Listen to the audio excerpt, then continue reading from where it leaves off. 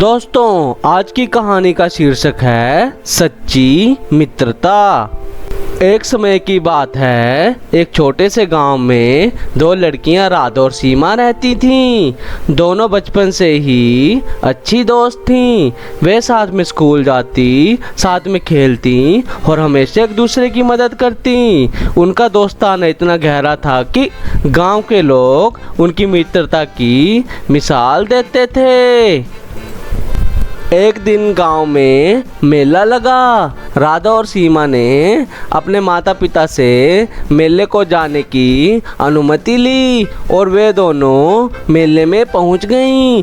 मेले में तरह तरह की दुकानें लगी हुई थीं और चारों तरफ खुशियों का माहौल था। दोनों ने एक साथ झूले झूले, चाट खाई और खिलौने की दुकानें देखी। मेले में एक दुकान पर बहुत सुंदर चूड़ियां बिक रही थीं। राधा को चूड़ियां बहुत पसंद आईं, लेकिन उसके पास चूड़ियां खरीदने के लिए पैसे नहीं थे। सीमा ने देखा कि राधा चुपचाप चूड़ियों को देख रही है। सीमा के पास पैसे थे, उसने बिना कुछ कहे चूड़ियां खरीद ली और राधा को तोहफे में दे दी। राधा की आंखों में खुशी के आंसू आ गए। उसने सीमा को गले लगा लिया और कहा, तुम्हारी ये मित्रता मैं कभी नहीं भूलूंगी।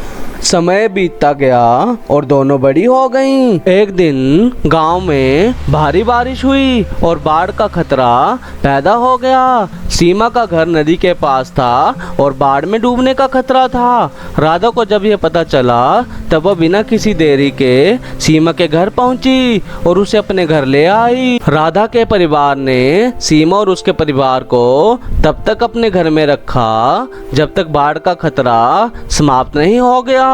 इस घटना ने दोनों की मित्रता और भी मजबूत कर दिया। गांव के लोग उनकी मित्रता की ओर और भी ज्यादा प्रशंसा करने लगे। वे दोनों हमेशा एक दूसरे की ताकत और सहारा बनती रहीं। कहानी की सीख। इस कहानी से हमें यह सीखने को मिलता है कि सच्ची मित्रता वही होती है जो हर सुख दुख में साथ रहती है। एक सच्चा मित्र वही है जो निस्वार्थ भाव से एक दूसरे की मदद करे और हर परिस्थिति में साथ दे।